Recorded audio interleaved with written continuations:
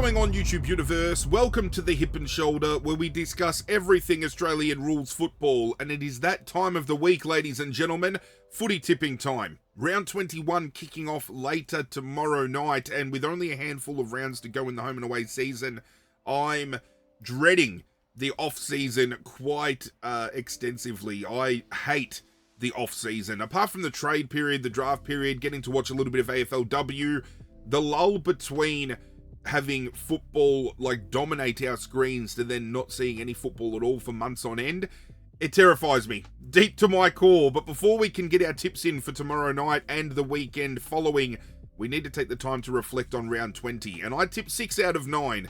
A little bit of comeuppance given my ineptitude over the last couple of weeks, but the 3 blemishes we did get, we probably could have guided ourselves to a stronger tipping margin had we have just put a little bit more thought process behind our selections. So maybe I need to start knuckling down a little bit more and looking a little bit deeper into certain scenarios. As you can see on screen, we tipped Adelaide to defeat Collingwood in Adelaide, and the number 1 pressure team got shown up. Collingwood turned it up. Their forward half chains on ball, their intercept work, their rebounding off of half back. Collingwood did what Adelaide have been doing all season, and they absolutely dismantled the team that has been the best pressure team in the competition all year. Collingwood very deservingly walking away with a huge win, keeping not only finals chances alive, but keeping in touch with potential a top 6 finish as well. We tipped Melbourne to defeat Geelong. I honestly thought that coming into this game that they weren't going to have Sean Manor available given the hamstring injury 2 weeks ago, but he played. No Jeremy Cameron. I thought they'd struggle forward half of the ball. Shannon Neal pops up and kicks 5. I thought without Max Holmes they would, miss his run and carry. Tanner Brun steps up in that kind of aspect. Tom Stewart has a good defensive game. And Geelong just showing us that at the pointy end of the season, you can never truly write them off. We backed Fremantle to defeat West Coast, and they did that quite comfortably in the end. Carlton against the Gold Coast, Hawthorn against Essendon, Sydney against GWS, the Bulldogs against Richmond, Brisbane against Port Adelaide, and then we backed St Kilda to lose against North Melbourne at Marvel Stadium. I honestly thought North Melbourne would put up more of a fight, and they had a final term where the game was on the line to be won, and they delivered one of their worst pressure ratings of the year. Just shots on goal went missing. They weren't laying any tackles. It was an abysmal final effort by North. So we walk away with 6 out of 9 tipped, but we do have some huge congratulations to go around the traps this week, because I actually do believe there is at least one tipster that tipped a perfect round. And I wasn't mistaken, but it's not just one. There were 2 tipsters in our competition this week that tipped the perfect 9 out of 9. So congratulations must go to Memazar and Frio90 for the perfect tipping round. Congratulations to you both. If you want to have a look at round margin totals, feel free to skim through right now on screen. Similarly, if you want to have a look at total margin betting over the course of the season, feel free to have a look at that as well. It looks like we only have 2 people currently still well and truly alive within the gauntlet tipping as well. So that's good to see that we've got some gauntlet tipsters still well and truly alive. But turning attention to total tips, Welsh Duke Duncan P has held the mantle since round 0 and is still sitting on top of the leaderboard, 1 tip clear. Sir, I don't know how you keep managing to do it, but congratulations to you once more for maintaining the lead in the competition this year. Following him, we have Big Kev Shendo in 2nd, Team Wiggles in 3rd, and we have a tie for 4th place between Master Tipper from PA, Skyvo Ron Schill. We then have a tie for 7th with Evelyn May, Dusty Fendoff for Memazar, and Christopher W, which rounds out our top 10. So congratulations to my top 10. Thank you again to everybody that has gotten on board, all 35 members. Again, next season, I'm hoping to push it past 50, and I'm hoping all of you guys return and get back on board and we can do bigger and better things together. But speaking of bigger and better, maybe this round, I can make some moves to start climbing the leaderboard, because I was in touch with the top 10 not too long ago. I have now dropped down to 26th place, and the gap between myself and top 10 is now 7 tips. Not good and not looking favourable in my favour at all. But hey, Maybe this week, maybe. Fingers crossed, we try to get a perfect tipping round and we can get a little bit of ascendancy. So let's have a look at how the round shapes up. We have some tasty matchups over the course of this round, not just in way of teams fighting for position for finals, but top 4 pushing, top 6 pushing, teams looking to finish within that wildcard configuration. The last few rounds have a lot depending on these outcomes. And I'm going to float another idea to you guys at home during this video, just in case you didn't catch my round recap video that recently went down, or you haven't seen my social media posts. I feel when it comes to the fixturing, moving forward, and it's probably too simple a concept for the AFL to get, I firmly believe the first 18 rounds should see each club play off against each other once. We've got a fixturing this year where some clubs have played each other twice before they play other teams for the first time. After 18 rounds, everybody's played each other once, even keel across the board. The final 6 rounds of the year, the top 8 play against each other, the bottom 10 play against each other. That way, you've got the teams that are vying for a top 6 finish all fighting for the right to do so. The teams that are wanting wildcard configuration can still fight it out within that bottom 10. Because I just feel the run home for some of these teams is too damning comparatively to others. An example I used on social media was Geelong, for example. Their final 3 games of the year, they play against Essendon, Richmond, and North Melbourne. You have a look at Melbourne, who are vying for a similar top 4, top 6 finish.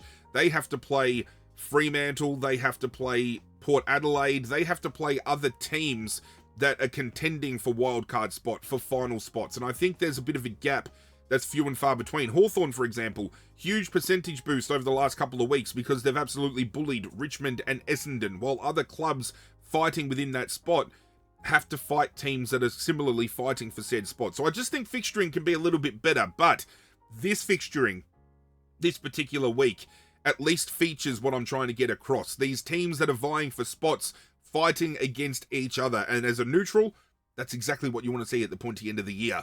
We kick it off tomorrow night at the MCG. Collingwood taking on Geelong. This game is going to be massive.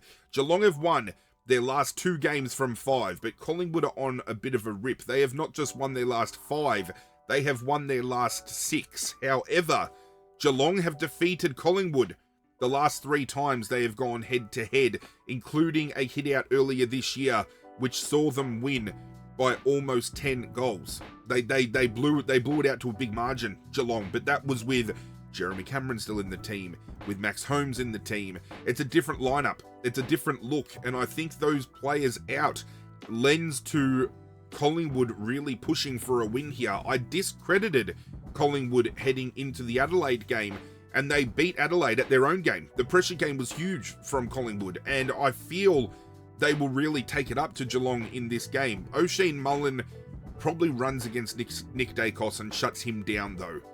And that's the damning thing for Collingwood. Mullen has had some huge scalps this year as a tagger, and I feel if they can take Nick Dacos' influence out of the game, that's a lot of score involvement, that's a lot of contested ball, well, not a lot of contested ball, but like a lot of you know, clearance work and a lot of possession around stoppage taken out of the game for Collingwood.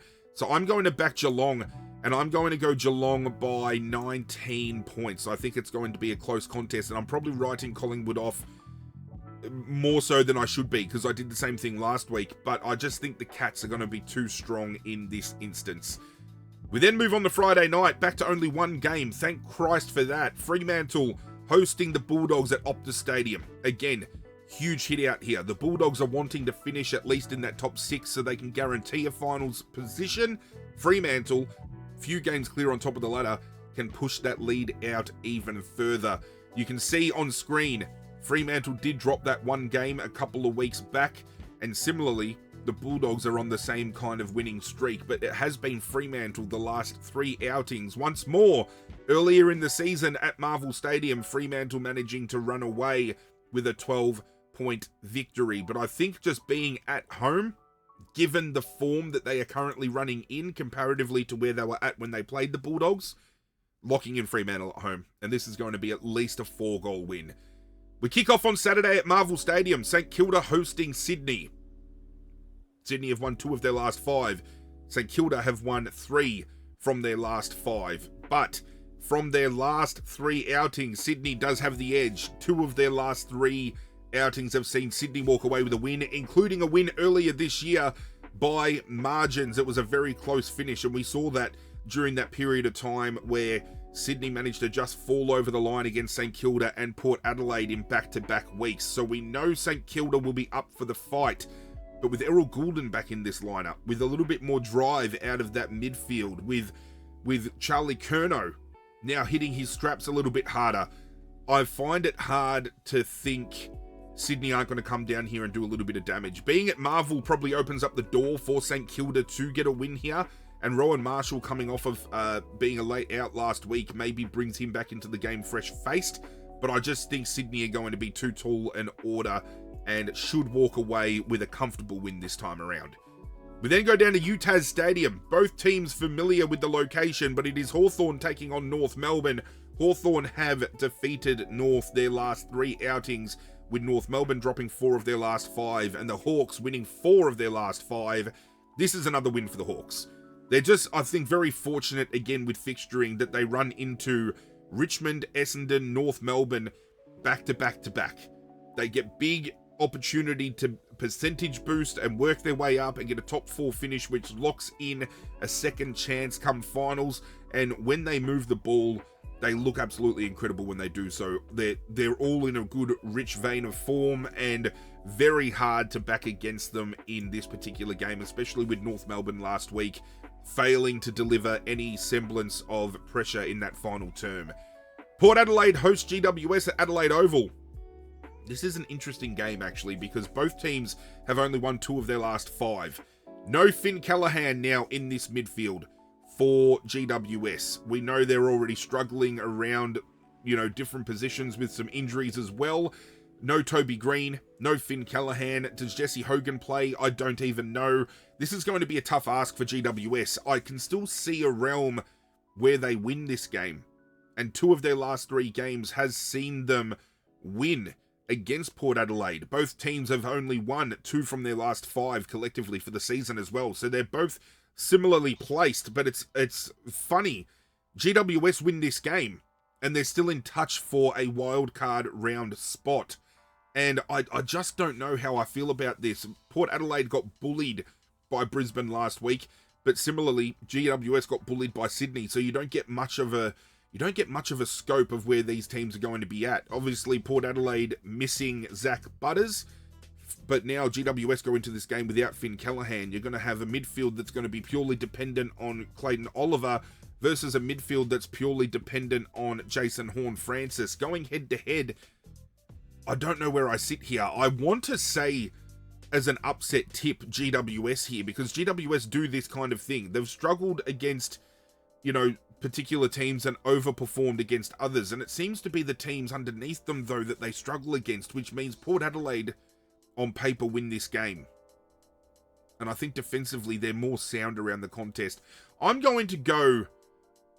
actually going to go GWS here. It's going to be tentative to team selection because I want to see the ins and outs, but I'm going to go GWS, backs against the wall, last-ditch effort to try to stay in touch with this, wildcard round. If they lose this game, their season's done, and I think they know that going into this, so they're going to throw everything at it. Let's go with GWS.